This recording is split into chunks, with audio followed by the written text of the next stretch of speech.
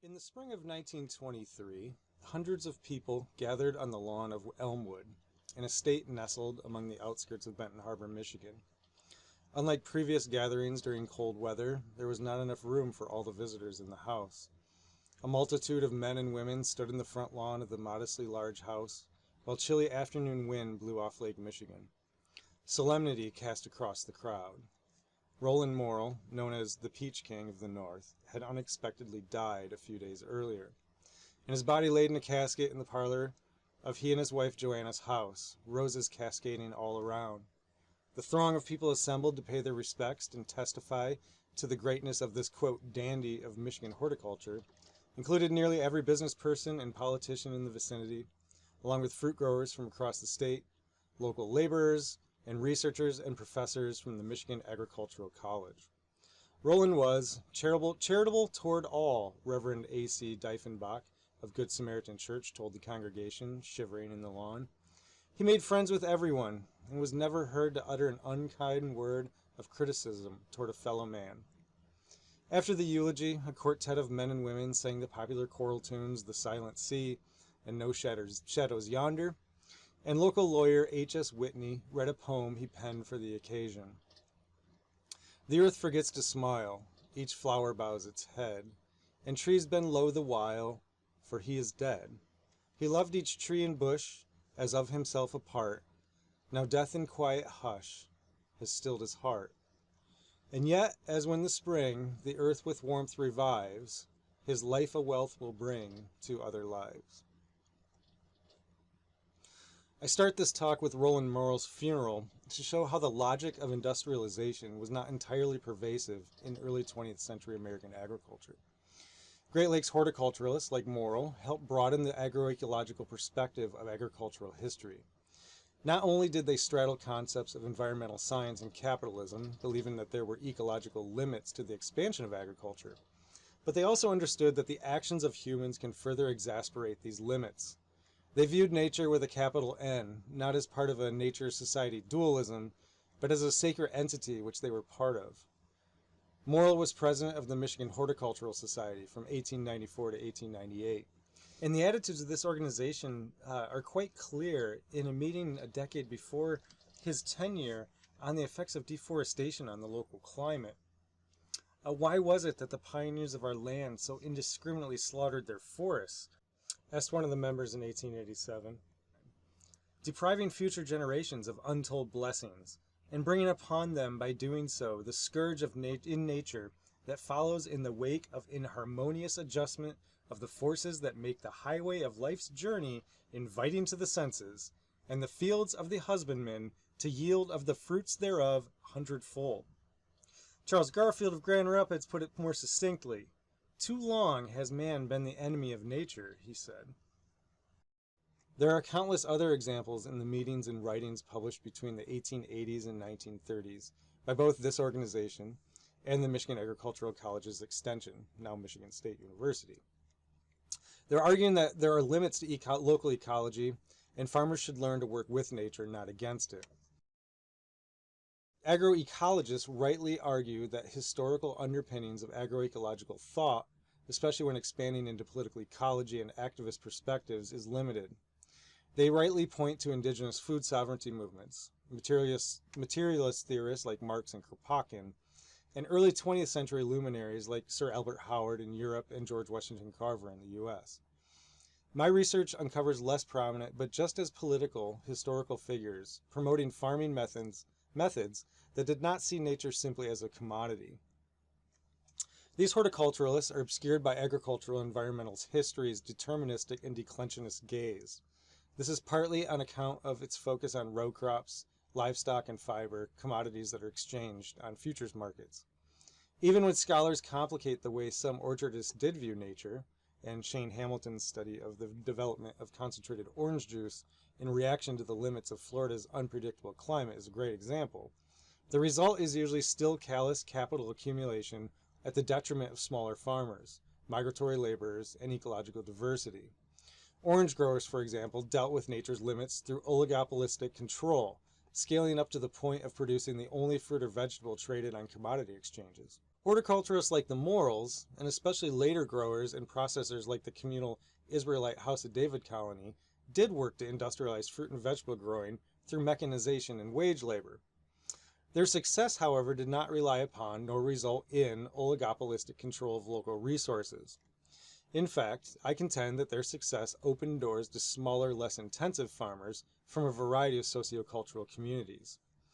Such accessibility was partly because the ecology of southwest Michigan cannot be subdued over large areas. Its glacial soils have long been known to begin and end abruptly.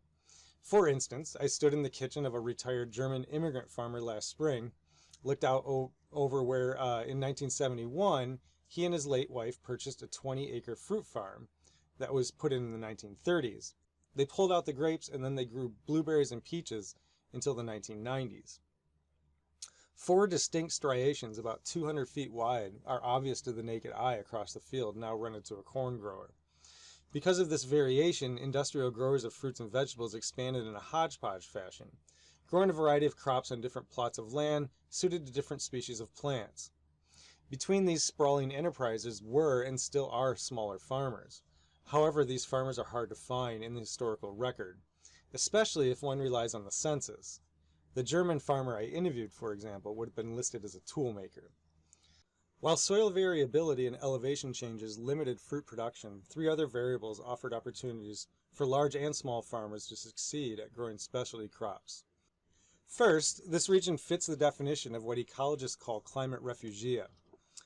These are anomalous pockets where species which cannot survive in the greater climate thrive. The leeward winds off the Great Lakes foster some of the most important fruit belts, keeping buds from opening during spring frost.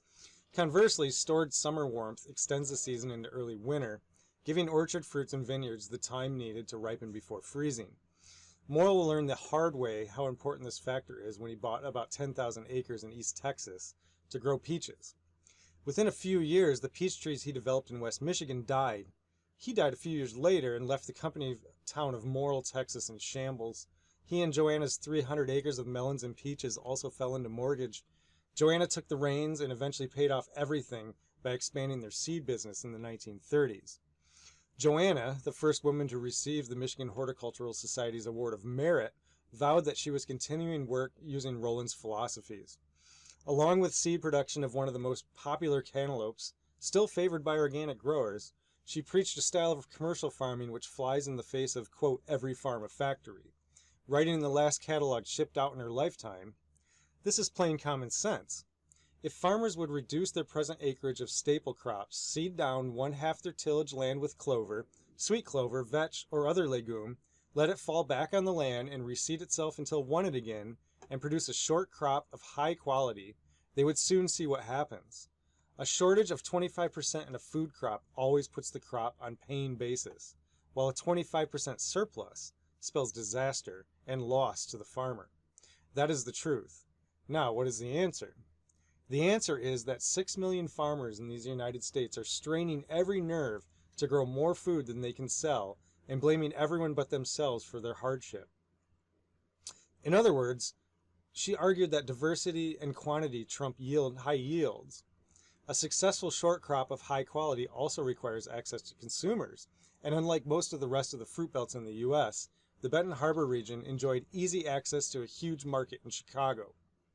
Railroads did not bring capitalist logic to the region like William Cronin showed in his Environmental History of Chicago. Instead, this so-called hinterland penetrated the markets of Chicago by sending millions of pounds of fruit in the holds of steamships, returning tourists who visited so-called Happy Land by the tens of thousands, enjoying beaches, the coolness of the forests, and the food of local farms. Unlike contracts with railroads, which usually required full carloads by either single growers or cooperatives, steamship companies sent wagon trains into the fields, paying cash for anything from a single bushel to hundreds of bushels. This cash-to-grower arrangement culminated with the Benton Harbor Fruit Market in 1930, still considered the world's largest marketplace of its kind. Steamships were waning and trucking companies started dominating, buying produce directly from farmers and shipping it across the nation. In 1937, one of the country's largest cold storage facilities was built on the market by the Israelite House of David. This communal religious society moved to the region in 1903 and immediately purchased over 800 acres of farmland to both feed their long-haired vegetarian members and also sell through local wholesale buyers. These farms also fed the throngs of tourists who visited their amusement park built in 1908, and also their vegetarian restaurants, which were quite successful all the way into the 1970s. By the 1930s, they had thousands of acres of farmland, growing everything from grapes and plums to oats and hay, and they opened a preserve factory and small cold storage for their surplus. By 1937, they outgrew the cold storage facility and opened a massive one on the Benton Harbor Fruit Market, politically positioning the facility on the local and state level as a relief effort for farmers. One small hobby farmer I interviewed used the Benton Harbor Market as a safety valve in the 1960s. First, she went to Heyerdahl's, the local fine dining establishment. If they did not buy her produce, then she stopped at the local Harding's grocery store. As a last resort, she went to the market and took her chances with the many buyers who swarmed her truck. Other larger but not massively industrialized farmers used the market to sell whatever they could not at their home farm stand. It can easily be argued that no other everyday product, including most industrialized agricultural products, is exchanged in so many marketplaces. Some in the larger market of faceless commodities, and some through more socially embedded marketplaces. The existence of all these markets is a result of a final important variable: the tastes of consumers. The retired blueberry farmers' business exploded in the late 1980s when the Chicago Tribune visited their farm and featured them in the food section. Generations of Chicagoans read these kinds of articles in the local papers, from the value of eating more vegetables fresh from the farm to the replenishing climate on the leeward shores of the lake. They also read about opportunities for manufacturing jobs in the fruit belt, where they could buy land and operate farms on the side. Some of these homesteads were turned into farm resorts, an arrangement that was especially appealing to communities not welcome at most resorts in the region. Jewish families who had recently immigrated from Russia to Chicago in the first few decades of the 20th century were encouraged by the Jewish Agricultural Society to purchase farms in southwest Michigan. While some succeeded as fruit growers, others turned these into resorts. Most resorts in the region required references to make sure that they stayed Gentile only, and the success of many Jewish resort farms turned the region into what some called the Catskills of the West. African Americans also started farm resorts, and by the 1950s there were farm-to-table establishments both serving the black community from Chicago and local whites.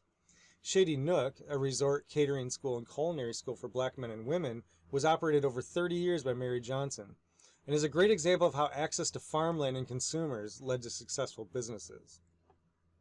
So why does all this matter? First, the collective memory of Americans is colored by how historians define farmers. Looking at places like southwest Michigan with its diverse crops and people can help broaden the definition beyond corn, hogs, and California's factories in the fields.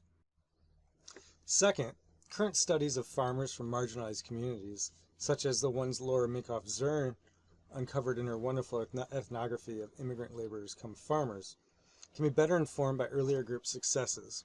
Finally, agroecologists can better work toward a sustainable future by understanding places and people in American history which reflect attitudes toward nature found among so-called pre-industrial farmers. Of course, it is easy to fall into the scalar trap, equating strong local economies with sustainability. Yet, ideas of working with nature as a farmer, while cooperating with other growers and dealers, is still a dominant theme among many Southwest Michigan farmers. Kyle Mitchell's transition to organic on his family's 80-year-old blueberry farm is a great example. And as the recent rise in Latino farmers shows, new families are moving into the region and working the land using methods brought from the Mexican and Guatemalan countryside. Nevertheless, many retired farmers, both big and small, are capitulating with large corn growers and developers catering to an influx of wealthy Chicagoans looking for homes, ironically, in the midst of vineyards and orchards. It'll be interesting to see how long these developments will last in these pockets, which are much better suited to fruit and vegetable crops, and to see if nature will continue to resist.